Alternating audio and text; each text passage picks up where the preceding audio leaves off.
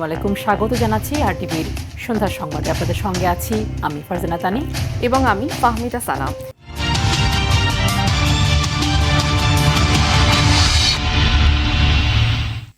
অন্য দলের সমালোচনা করলে জনগণের কোনো লাভ হবে না বলে মন্তব্য করেছেন বিএনপি চেয়ারম্যান তারেক রহমান। বললেন ৭১ আর ২৪-এর মতো ঐক্যবদ্ধভাবে এগিয়ে যাওয়ার কথাও। ময়মনসিংহ সার্কিট হাউস মাঠে নির্বাচনী জনসভায় দেশ পরিচালনায় নিজের পরিকল্পনার কথা তুলে ধরেন বিএনপি চেয়ারম্যান। আরও জানাচ্ছেন শামীম চৌধুরী। বিভাগীয় সাংগঠনিক সম্পাদক ২২ বছর পর ময়মনসিংহে আসছেন তারেক রহমান। নেতাকর্মীদের উচ্ছ্বাস তাই বাঁধ ভাঙা। বেলা বাড়ার সঙ্গে সঙ্গেই সার্কিট হাউস মাঠের চারপাশ কানায় কানায় পরিপূর্ণ। ঠাঁই নেই তিল ধারণের, তাই মাঠ ছাড়িয়ে জনতার ঢল পৌঁছে যায় পাশের সড়ক হয়ে মূল শহর পর্যন্ত। তারেক রহমান আশাকে কেন্দ্র করে বৃহত্তর ময়মনসিংহ সহ ৪ জেলার মানুষের মহামিলনে পরিণত হয় এ সমাবেশ। এতে অংশ নেন বিভাগের ২৪টি আসনে বিএনপি মনোনীত প্রার্থীরা। ভোট চান নিজেদের জন্য। আমি শুধু শেরপুর সদর ১ আসনের নারীদের প্রতিনিধিত্ব করব না, ময়মনসিংহ বিভাগেরও একদিন নারীদের প্রতিনিধিত্ব করব এবং সারা বাংলাদেশে নারীদের প্রতিনিধিত্ব করব ইনশাআল্লাহ।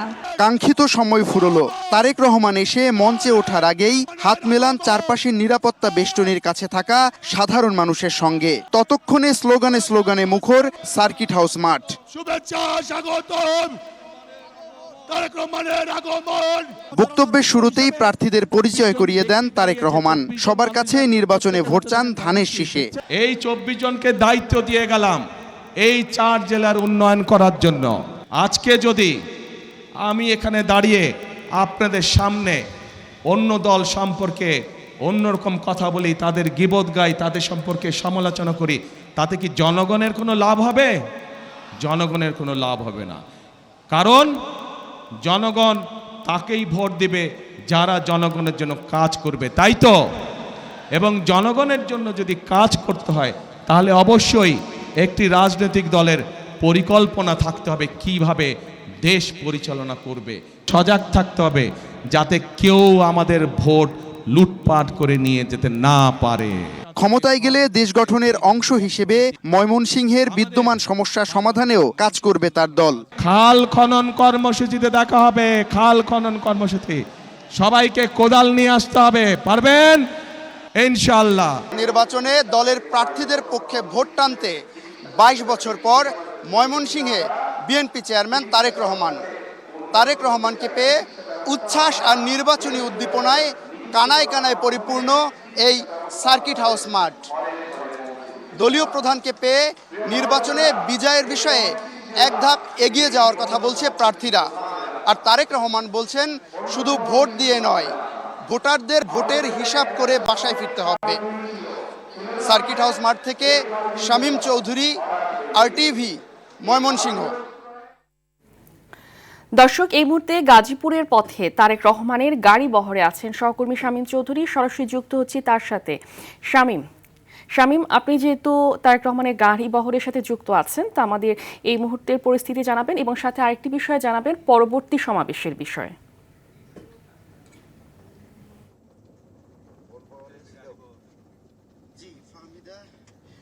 সন্ধ্যার কিছুক্ষণ আগে ময়মনসিংহের সার্কিট হাউস মাঠে নির্বাচনী সমাবেশ শেষ করেই তারেক রহমান সরাসরি রওনা দিয়েছেন গাজীপুরের উদ্দেশ্যে। আপনারা জানেন সেখানে গাজীপুরে তিনি নির্বাচনী জনসভায় বক্তব্য রাখবেন। গাজীপুরের পথে আমরা তারেক রহমানের গাড়ি বহরের সঙ্গে রয়েছি। আমরা ঠিক মাওনাতে রয়েছি, অর্থাৎ ময়মনসিংহের থেকে গাজীপুরের যে প্রবেশদ্বার সেখানে রয়েছি। আমরা আস্তে আস্তে গাজীপুর যে সমাবেশ স্থল সেখানে এগিয়ে যাচ্ছি তারেক রহমানের গাড়িকে অনুসরণ করে।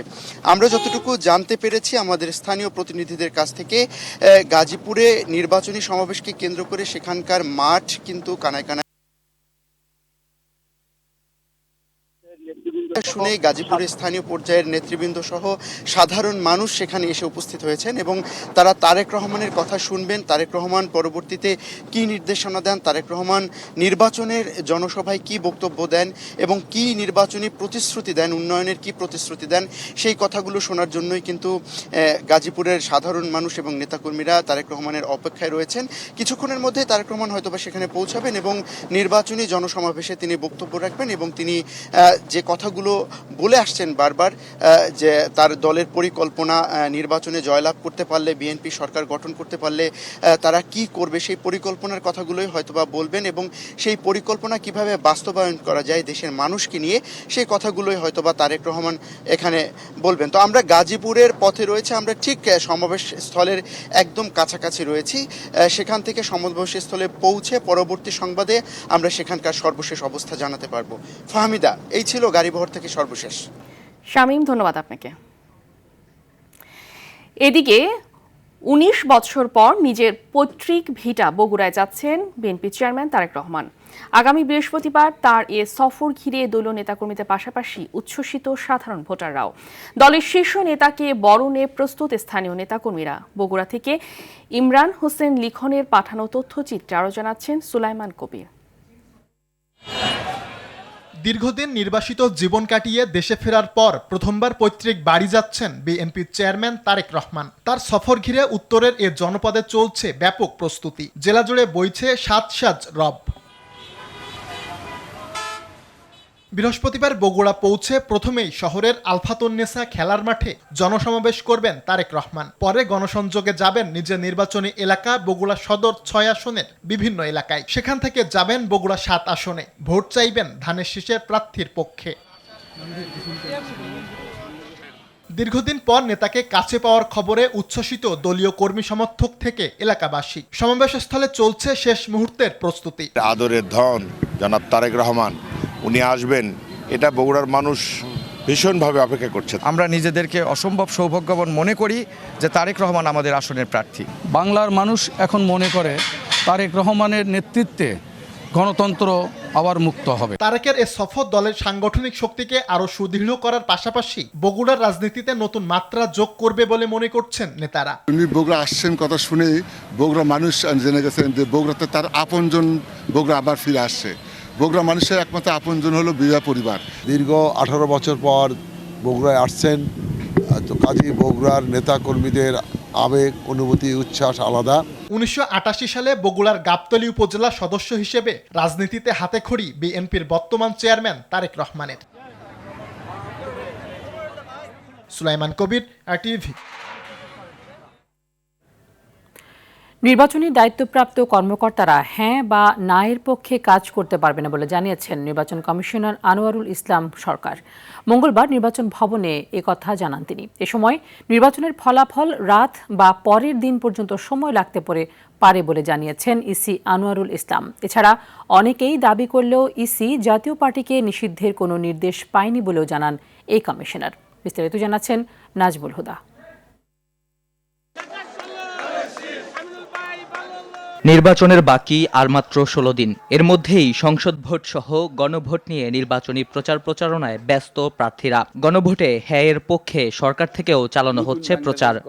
হ্যাঁতে সিল দিলে ইসি আনোয়ারুল ইসলাম বলেন, সরকার গণভোটে হ্যাঁ প্রচার করলে কমিশনের কিছু বলার নেই। তবে নির্বাচনী দায়িত্বপ্রাপ্তদের পক্ষে বা বিপক্ষে প্রচারণা চালাতে নিষেধ করেছে commission. Returning officer, assistant returning officer এবং অন্যান্য যারা নির্বাচনী দায়িত্ব পালন করবেন তারা গণভোটের প্রচার করবে, বাট পক্ষে বিপক্ষে যাবে না। সংবিধান এবং আইনের বাইরে যাওয়ার কোনো সুযোগ নেই। আগামী 12 ফেব্রুয়ারি নির্বাচন নিয়ে অনেকের আশঙ্কা থাকলেও তা আয়োজনে সব ব্যবস্থা নেওয়ার কথা জানান কমিশনার। এই বোর্ড ব্যবস্থাপনায় সর্বোচ্চ সতর্কতার সাথে এবং যেখানে যা প্রয়োজন লজিস্টিক্স যথাসময়ে এই রেজাল্টটা যাতে হয় সেই ব্যবস্থা নিয়ে রেখেছি, যে অধিকাংশ রেজাল্ট মধ্যরাত্রের মধ্যে এসে যায় বেসরকারিভাবে।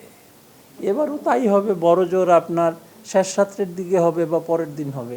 নোয়াখালীতে ইসি অবসরপ্রাপ্ত ব্রিগেডিয়ার জেনারেল আবুল ফজল মোহাম্মদ সানাউল্লাহ বলেন, ভোটের সততা নষ্ট করলে কাউকে ছাড় দেওয়া হবে না। আমাদেরকে একটা পরিবেশ নিশ্চিত করতে হবে যেখানে শুধু রাজনৈতিক ওরিয়েন্টেশনের উপর ভিত্তি করে নয়, বয়স ভেদে, লিঙ্গ ভেদে, শারীরিক সক্ষমতা ভেদে সবাই যেন নির্বাচনে অংশগ্রহণ করতে পারেন, ভোট দিতে পারেন। এদিকে 128টি নির্বাচনী এলাকায় 144টি আচরণবিধি ভঙ্গের ঘটনায় 94টি মামলা হয়েছে বলেও জানায় ইসি। নাজমুল হুদা, আরটিভি, ঢাকা। আসন্ন ত্রয়োদশ জাতীয় সংসদ নির্বাচন ও গণভোট নিয়ে কোনো ধরনের নিরাপত্তা ঝুঁকি নেই বলে জানিয়েছেন স্বরাষ্ট্র উপদেষ্টা জাহাঙ্গীর আলম চৌধুরী। তিনি বলেন, উৎসবমুখর পরিবেশে ভোট সম্পন্ন করতে সরকার সব ধরনের প্রস্তুতি গ্রহণ করেছে। সচিবালয়ে আইনশৃঙ্খলা সংক্রান্ত কোর কমিটির বৈঠক শেষে একথা বলেন। দায়িত্ব পালনে কোনো কর্মকর্তা আর্থিক লেনদেনের সঙ্গে জড়িত হলে তার বিরুদ্ধে কঠোর ব্যবস্থা নেওয়ার হুঁশিয়ারি দেন স্বরাষ্ট্র উপদেষ্টা। নির্বাচন ও গণভোট যে কোনো অনিয়ম বা বিশৃঙ্খলা দেখা দিলে সাধারণ মানুষ সরাসরি স্বরাষ্ট্র মন্ত্রণালয়ের সেল নম্বরে অভিযোগ জানাতে বলেন তিনি। উক্ত সেলে জরুরি যোগাযোগের জন্য টেলিফোন নাম্বার 0247118700 0247118701। তারা যেন কখনো কোনো বেআইনি আদেশ, কোনো স্বার্থন্বেষী এজেন্ডা বা কোনো পক্ষপাতমূলক কর্মকাণ্ডে অংশ না নেয়। এমনকি ঊর্ধ্বতন কর্তৃপক্ষের অবৈধ বা বেআইনি আদেশ মানা যাবে না। দায়িত্ব পালনকালে তাদের কোনো প্রতিনিধির নিকট থেকে কোনো খাবারও যেন না গ্রহণ করে সেই বিষয়ে নির্দেশনা দেওয়া হয়েছে। অভিযোগ পাল্টা অভিযোগের মধ্যেই জমে উঠেছে নির্বাচনী প্রচারণা। বিএনপির বিরুদ্ধে আচরণবিধি লঙ্ঘনের অভিযোগ করেছেন 11 দলীয় জোটের প্রার্থীরা। তবে তা প্রত্যাখ্যান করে বিএনপি প্রার্থীরা বলছেন, নিশ্চিত পরাজয় জেনেই নির্বাচনকে বানচালের চেষ্টা করছেন তারা। এদিকে নির্বাচনী প্রচারণায় গিয়ে লাঞ্ছিত হয়েছেন ঢাকা 8 আসনের প্রার্থী নাসির উদ্দিন পাটোয়ারি। যদিও শিক্ষার্থীরা বলছেন ভিন্ন কথা। সর্দার রাজীবের রিপোর্টে দেখুন বিস্তারিত। আমন্ত্রিত না হয়েও সকালে রাজধানীর হাবিবুল্লাহ বাহারে কলেজের পিঠা উৎসবে প্রবেশ করতে চাইলে শুরুতেই বাধার মুখে পড়েন ঢাকা 8 আসনে 11 দলীয় জোটের প্রার্থী নাসির উদ্দিন পাটোয়ারি। এরপর কলেজে প্রবেশ করলে শুরু হয় ডিম নিক্ষেপ। সাধারণ শিক্ষার্থীরা বলছেন, মব সৃষ্টি করতেই সেখানে গিয়েছেন তিনি। ডিম নিক্ষেপের ঘটনাও সাজানো বলে দাবি শিক্ষার্থীদের। আমাদের কোন স্টুডেন্ট না, অচেনা আননোয়িং পারসন তারা যারা ডিম নিক্ষেপ করেছে। বিশৃঙ্খল ছাত্র এবং বিশৃঙ্খলা নিয়ে ছাত্রদেরকে উগ্রবাদী বানাতে চাচ্ছে। পরে রাস্তা ব্লক করে কিছুক্ষণ অবস্থান করে পাটোয়ারির সমর্থকরা। তার আগে কলেজ প্রাঙ্গণে 12 তারিখ ভোটের মাধ্যমে সবাইকে জবাব দেওয়ার আহ্বান জানান নাসির। সারা বাংলাদেশে সবাই বিএনপি, ছাত্রদল, যুবদলের যে সকল গুন্ডারা সন্ত্রাসী কার্যক্রম শুরু করেছে, আপনারা সবাই রুখে দাঁড়ান, জয় আমাদের হবে। এ ঘটনার জন্য বিএনপির হাইকমান্ডকে দায়ী করে অভিযোগ করেন এনসিপির আহ্বায়ক নাহিদ ইসলাম। আমরা স্পষ্টভাবে বলতে আসছি, হুঁশিয়ারি দিতে আসছি, যদি আঘাত আসে তাহলে পাল্টা আঘাত আসবে। যদি নির্বাচন কমিশন নীরব ভূমিকা পালন করে, যদি পুলিশ নীরব ভূমিকা পালন করে, তাহলে আমাদের পক্ষ থেকে যা করণীয় আমরা তা করব। এদিকে ঢাকা 8 আসনের মালিবাগ এলাকায় গণসংযোগ করেন বিএনপির প্রার্থী মির্জা আব্বাস। অভিযোগ করেন, সাধারণ মানুষের সহানুভূতি পেতেই এমন কাজ করছেন তার প্রতিপক্ষ। সস্তা জনপ্রিয়তা পাওয়ার জন্য কথাগুলো হয়তো বলছে। আমার কোনো লোক কথা হামলা করছে না, তবে ওরা উস্কানি দিচ্ছে যাতে হামলা করা হয়। কিন্তু আমার করার নির্দেশ আছে, আমরা নির্বাচনী পরিবেশ ঠিক রাখার জন্য যা করা দরকার করবো, কিন্তু তার সঙ্গে কোনো বৈরিতা হবে না। ঢাকা 7 আসনে উঠান বৈঠক করে 11 দলীয় প্রার্থী হাফেজ এনায়েতুল্লাহ অভিযোগ করেন, নির্বাচনে লেভেল প্লেইং ফিল্ড নেই। আচরণবিধির ব্যাপারে নির্বাচন কমিশন থেকে বারবার জামাত ইসলামকে তাগিদ দেয়, একটু 19 থেকে 20 হলে তারা ভুল ধরে। অন্য কোনো দলকে আমি কোনো তাগিদ দিতে দেখি না। এদিকে সকালে প্রচারণা চালিয়েছেন ঢাকা 16 আসনে বিএনপির প্রার্থী আমিনুল হক ও 11 দলীয় জোটের প্রার্থী। দিয়েছেন এলাকার উন্নয়নের আশ্বাস। আল্লাহর রহমতে আমরা যদি ক্ষমতায় আসতে পারি, আমরা যদি সরকার গঠন করতে পারি, ইনশাআল্লাহ আমরা জনগণের সাথে এবং আমার এলাকার মানুষের সাথে কথা বলে এই সমস্যাগুলো আমরা সমাধান করব। নারী তো আমাদের সমাজের অংশ। গোটা সমাজের জন্য যে নিরাপত্তা, নারীদের জন্য সেই নিরাপত্তা থাকবে। অন্যদিকে প্রচারণায় ঢাকা 14 আসনের বিএনপি প্রার্থী সানজিদা ইসলাম তুলি নিরাপত্তা নিয়ে শঙ্কা প্রকাশ করেছেন। সোশ্যাল মিডিয়া অ্যাসাল্ট থেকে শুরু করে গ্রাউন্ডেও ইদানিং অ্যাসাল্ট করতে ছাড়ছে না। নির্বাচন কমিশন থেকে শুরু করে প্রশাসন সকলকে যেন এটার এগেইনস্টে কঠোরভাবে একটা ব্যবস্থা গ্রহণ করে। এছাড়াও গণসংযোগ করেছেন ঢাকা 12 আসনে স্বতন্ত্র প্রার্থী সাইফুল আলম নীরব। সর্দার রাজীব, RTV, ঢাকা। সব ধর্মের জন্য নিরাপদ বাংলাদেশ করতে চান বলে জানিয়েছেন জামাত ইসলামের আমির ডাক্তার শফিকুর রহমান। তিনি বলেন, নির্বাচিত হয়ে অনেকে পুরাতন ফ্যাসিবাদদের অ্যাপ্রন গায়ে দিতে চায়। খুলনার জনসভায় এ মন্তব্য করেন তিনি। এর আগে সাতক্ষীরা জনসভায় তিনি বলেন, জামাত ক্ষমতায় গেলে দেশে আর পরিবারতন্ত্রের রাজনীতি রাখবেন না। প্রতিনিধিদের পাঠানো তথ্যচিত্র আরও জানাচ্ছেন আব্দুল হামিদ। মঙ্গলবার দক্ষিণাঞ্চলের 4 জেলায় নির্বাচনী জনসভার আয়োজন করে বাংলাদেশ জামায়াত ইসলামী। সকালে যশোরের কেন্দ্রীয় ঈদগাহ মাঠের জনসভায় অংশ নিয়ে দলটির আমির ডাক্তার শফিকুর রহমান বলেন, ক্ষমতায় গেলে দেশে পরিবারতন্ত্র নয় বরং জনগণের রাজনীতি প্রতিষ্ঠা করবে জামাত। সেই সাথে সিন্ডিকেট দূর করে বন্ধ করবে দখল ও চাঁদাবাজি। সিন্ডিকেট এখন গোটা বাংলাদেশকে অবশ করে ফেলেছে সর্বক্ষেত্রে। এই সিন্ডিকেট হাত আমরা গুঁড়া করে দেব, চাঁদাবাজি করা লাগবে না, ওদেরকেও বুকে টেনে নিয়ে ওদের হাতেও কাজ তুলে দেবো ইনশাআল্লাহ। এ সময় আমির অভিযোগ করে বলেন, একটি দল ফ্যামিলি কার্ডের কথা বলছে, আবার মা বোনদের গায়ে হাত তুলছে। একদিকে ফ্যামিলি কার্ড আর একদিকে মা বোনদের গায়ে হাত, এ দিয়ে কি বার্তা দেওয়া হচ্ছে জাতিকে? আগামীতে এমন কোন দল যদি ক্ষমতায় আসে যারা এখনই গায়ে হাত দেয়, তাদের কাছে বাংলাদেশের একজন মা বোন নিরাপদ হবেন না। পরে সাতক্ষীরার জনসভায় যোগ দিয়ে জোটবদ্ধ অন্যান্য প্রার্থীদের পক্ষে কাজ করার জন্য দলীয় নেতাকর্মীদের নির্দেশনা দেন শফিকুর রহমান। দাঁড়িপাল্লার সাথে আরো 10টা প্রতীক আছে, সবাই নিবন্ধিত, যাকে যেখানে দেওয়া হয়েছে প্রতীক হাতে তুলে আমরা সবাই জান প্রাণ দিয়ে তাদের পক্ষে কাজ করবো ইনশাআল্লাহ। 11টি দল। সাতক্ষীরার পর্ব শেষ করে বিকেলে খুলনার জনসভায় অংশ নেন জামায়াতের আমির। সেখানে সব ধর্মের জন্য নিরাপদ বাংলাদেশ গড়ার অঙ্গীকার করেন তিনি। একটা মর্যাদাশীল রাষ্ট্র হিসাবে একটা শক্ত অর্থনৈতিক ভিত দেওয়ার জন্য আমরা লড়াই চালিয়ে যাব ইনশাআল্লাহ। আমরা জানি এই ব্যবস্থাকে অনেকে পছন্দ করে না, অনেকেই আবার ওই সেই পুরাতন ফেসিবাদের এপ্রন গায়ে দিতে চায়। তাদেরকে আমরা বলি, যুব সমাজ জানিয়ে দিয়েছে আমরা ওই বস্তা পচা পুরানা বন্দোবস্ত চাই না। এ সময় দলটির খুলনা 1 আসনের প্রার্থী কৃষ্ণ নন্দী বলেন, জামাত ক্ষমতায় এলে হিন্দুদের জামাইয়া ধরে রাখবে। হিন্দুদের বলা হয় যে জামাত ইসলাম আসলে হিন্দুরা এ দেশে আর থাকতে পারবে না। কেন অপপ্রচার করেন জানি না। জামাত ইসলাম এবার ক্ষমতায় আসলে মুসলমানরা হিন্দুদের জামাইয়া ধরে রাখবে এই দেশে। রাতে বাগেরহাটের জনসভার মধ্য দিয়ে শেষ হবে দলটির মঙ্গলবারের নির্বাচনী প্রচারণার কর্মসূচি।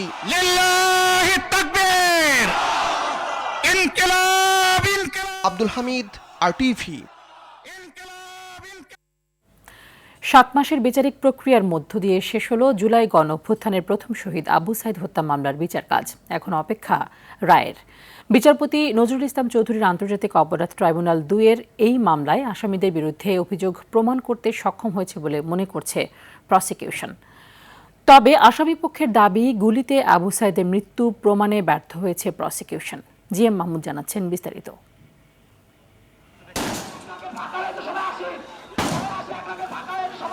এভাবেই 24-এর 16 জুলাই বৈষম্য বিরোধী ছাত্র আন্দোলনে নিহত হন রংপুর বেগম রোকেয়া বিশ্ববিদ্যালয়ের শিক্ষার্থী আবু সাইদ। এ মৃত্যু নিয়ে দেশ জুড়ে তোলপাড় সৃষ্টি হয়, আন্দোলন রূপ নেয় গণ আন্দোলনে, আর আবু সাইদ হয়ে ওঠেন অভ্যুত্থানের প্রতীক। এ হত্যাকাণ্ডে মানবতা বিরোধী অপরাধে বেশ কয়েকজন পুলিশ সদস্য সহ 30 জনকে আসামি করে মামলা হয় আন্তর্জাতিক অপরাধ ট্রাইব্যুনাল 2 এ। 25 জন সাক্ষী ও পর্যাপ্ত তথ্যপাত্রের মাধ্যমে অভিযোগ নিরঙ্কুশভাবে প্রমাণিত হয়েছে বলে মনে করে প্রসিকিউশন।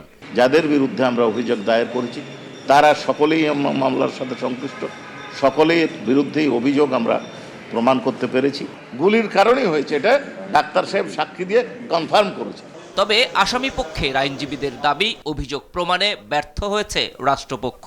গেঞ্জিতে যে কোনো ছিদ্র নাই, এই যে ডেড বডির যেহেতু এক্সরে এক্সামিনেশন হয়নি এবং রেডিওস্কোপিক যেহেতু কোনো এক্সামিনেশন হয়নি, অর্থাৎ অ্যাবসেন্স অফ এই পিলেটসের হোল বা কেভিয়েশন বলে, গর্ত বলে ডেড বডিতে না থাকার অর্থ হলো আবু সাইদ গুলিতে মারা যায়নি। এদিকে ট্রাইব্যুনালের দেয়া চানখারপুলের 6 হত্যাকাণ্ডের মামলার রায়ে সন্তুষ্ট নয় জুলাইয়ের শহীদ পরিবার ও আহতরা।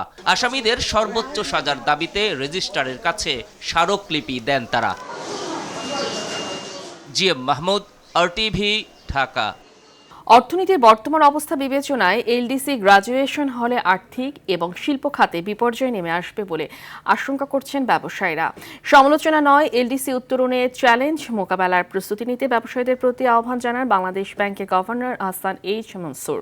দুপুরে রাজধানীর একটি হোটেলে আয়োজিত আলোচনায় এমনটা জানান তারা। আরও জানাচ্ছেন তৌহিদুর রহমান। চলতি বছরের নভেম্বরে আনুষ্ঠানিকভাবে স্বল্পোন্নত দেশ থেকে উন্নয়নশীল দেশে পদার্পণ করতে যাচ্ছে বাংলাদেশ। মাথাপিছু আয়, মানব সম্পদ এবং অর্থনৈতিক ভঙ্গুরতার সূচকে অগ্রগতির ফলে মিলছে এমন স্বীকৃতি। এই পরিস্থিতিতে নানা আলোচনার পরও এলডিসিতে উত্তরণের সিদ্ধান্তে বহাল রাখে অন্তর্বর্তী সরকার, জানিয়ে বরাবরের মতোই প্রশ্ন তুলেছেন ব্যবসায়ীরা। পলিসি টাইটেন করাতে কি হয়েছে?